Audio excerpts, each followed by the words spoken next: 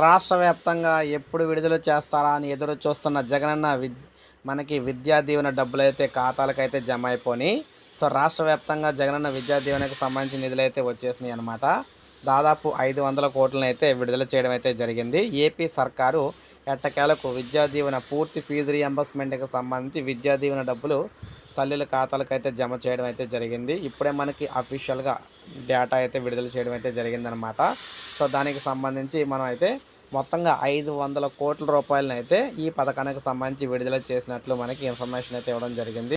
So మీరు ఇక్కడ చూడొచ్చు, జగనన్న విద్యా దీవెన పథకానికి సంబంధించి మనకి జగనన్న విద్యా దీవెన కింద సంపూర్ణ పూర్తి ఫీజు రియంబర్స్మెంట్కు 502 కోట్లను అయితే విడుదల చేయడం అయితే జరిగిందనమాట. అంటే మనకి 502 కోట్లను అయితే ఈ పథకానికి సంబంధించిన నిధులు అయితే విడుదల చేశారు.